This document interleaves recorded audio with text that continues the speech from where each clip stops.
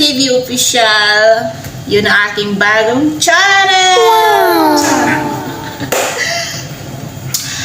So yun nga, magre-react lang tayo sa nakita kong video. Actually, nag-viral na po siya.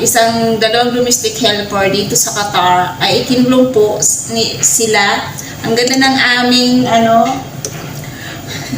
parang gusto kong gawin itong mic. Sorry po. Ikinulong po sila sa kwarto dahil pinagbintangan po silang nagnakaw ng halahas. Ang saklap, ang sakit, ang hirap, ang sakit sa dibdib. Diba? Yung bang hindi mo ginawa tapos talagang pinupush nila na ginawa mo. Sobrang hirap, sobrang sakit sa pakiramdam. Bilang kapwa ko mga OFW, kapwa akong domestic helper dito sa Qatar, nasasaktan po talaga ako. Alam mo yun, yung parang kahit ipaglaban mo yung tama, sa kanila ay napakalaking mali. Kahit na tama yung mga pinaglaban mo. So yan nga, makikita nyo sa aking screen. Yan ay Bisaya. Ayan, yung mga Bisaya na intindihan yan. So yan, explain ko na lang sa mga Tagalog natin, kababayan. Yan na lang yung ako,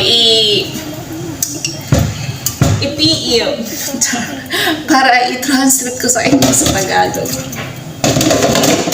Ayan, sila po ay kinulong sa kanila kwarto, sa isang kwarto pala. Ay, naku. Ay mo na maghugas dito. Dami kong hugas yan. So, laban-laban lang po tayo. May din yan. Actually, nag-viral na po sila sa isang page sa Facebook. Million views na po sila sa Facebook. Ang kanilang live. Dito po yan sila sa Qatar. So, yun. Wala eh. Ganun talaga. Masakit.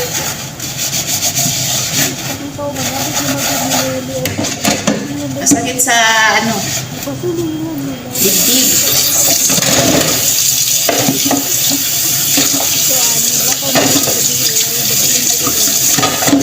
So, lunch muna sa amin.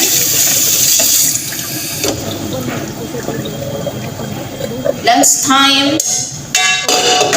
Kailangan hugasan muna ito para hindi siya matambak. Yun ay pinapanood natin ngayon. Ayan ay pangyayari sa kanilang buhay dito sa Qatar. So, meron namang mababait. Naman talaga may mabait, may masama.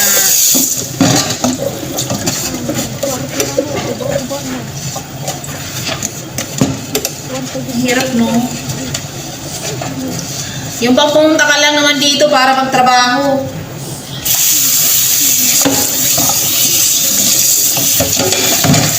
Tapos, pagbibintangan ka ng mga bagay na hindi mo naman ginawa. Ang saklap.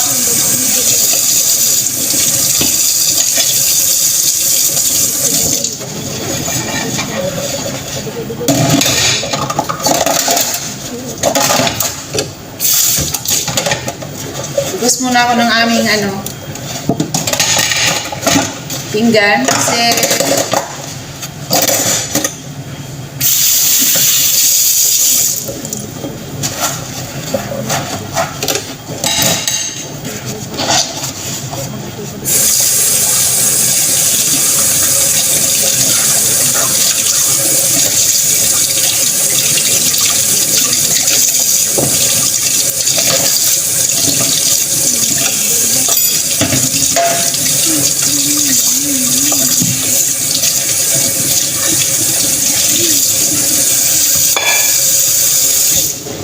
So yan nga guys, correlate lang dyan yung mga OFW. Yung mga hindi OFW, magpo-comment talaga na hindi maganda. Kasi nga, hindi naman din nila naranasan kung anong naranasan natin mga OFW.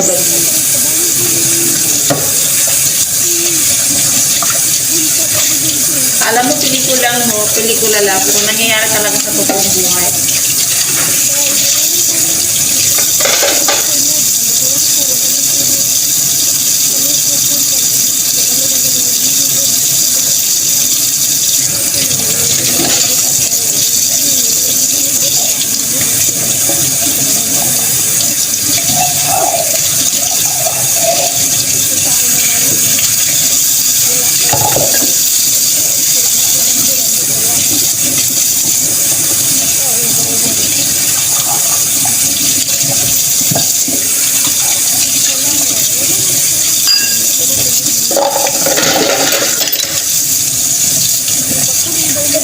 Sa dibdib.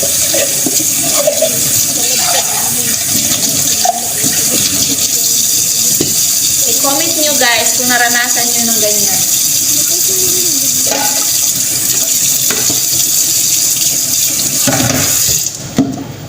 Yung mga nakaranas ng ganyan.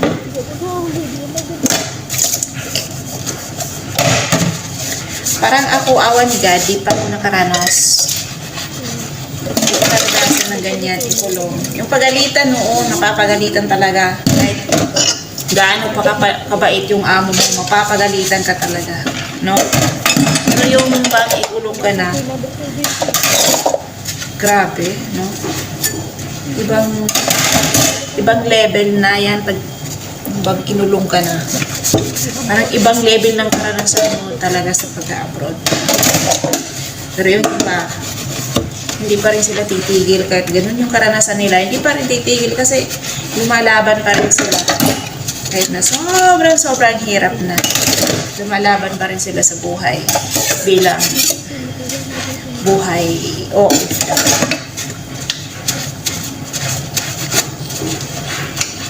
diba guys? Kasi kahit di ba mga kayaya, kahit na tama ka dito, walang tama dito, lahat ay mali. Kaya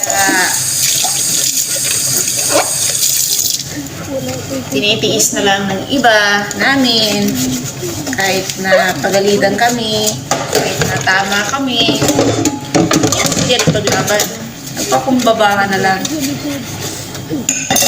Oo, kasi wala sila yung amo amo po sila. Hindi nila, hindi pwede sila kalaban. Hindi ka pwede kumontra kung anong tama.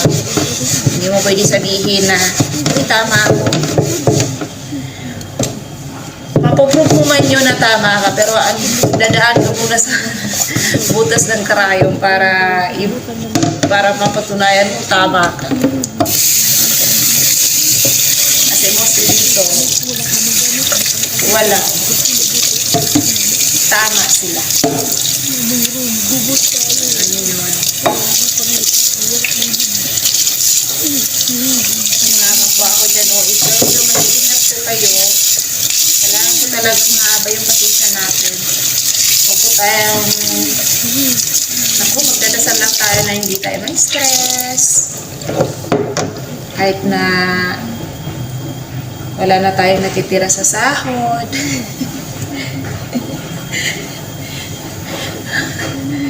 Kahit na dumaan lang sa ating kamay yung sahod, lumipat. Ganon yung buhay natin. Kailangan mo magbayad ng mga bills. Kaya siguro nilagay tayo dito kasi yun nga. Binigyan tayo ng obligasyon na gano'n.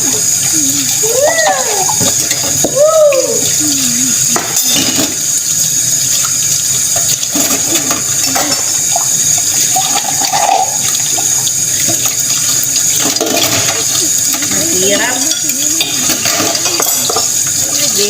Hirap.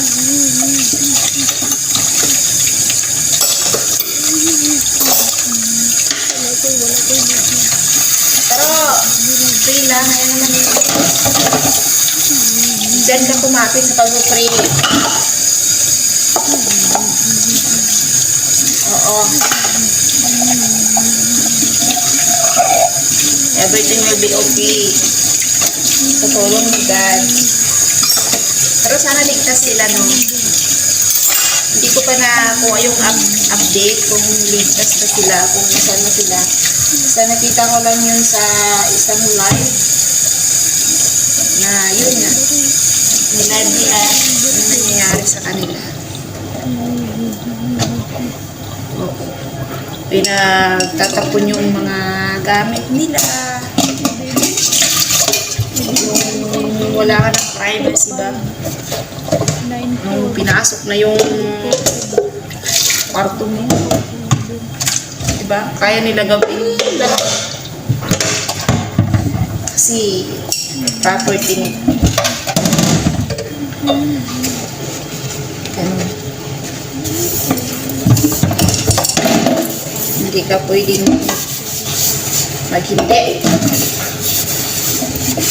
Gawa mo yan. Unfair, no? Pero okay lang yan. Ngayon sa kanila, ngayon pinagdaanan nyo yan. Diba? Sabi nga, hindi yan ibibigay sa'yo pag hindi mo kaya. So, kaya nyo yan mga sister. Magdasal lang po kayo. At may awa din si God. I-update ko kayo guys kung mga kayaya ko dyan, mga kapwa ko mga yaya dyan. I-update ko kayo kung anong nangyayari sa kanila. Pero hindi ko na kasi makita yung pangalan ng nagla-live.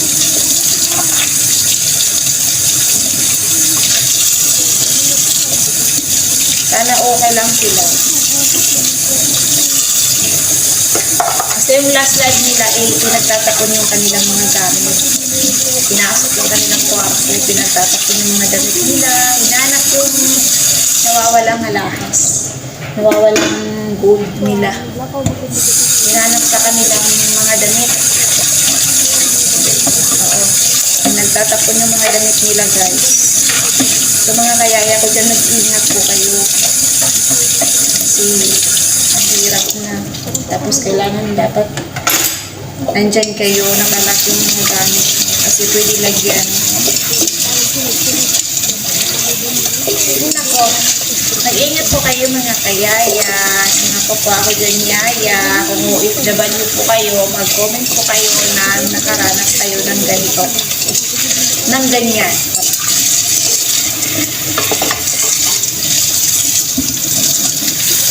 Shout out sa mga kapwa ko dyan mga yaya. Oo, mabuhay po kayo. Kayo ang tunay na hero. Yeah. Tunay na mga heroes. Mag-iingat po kayo mga kayaya, mga kapwa ko dyan, OFW, mag-iingat po kayo. God bless po.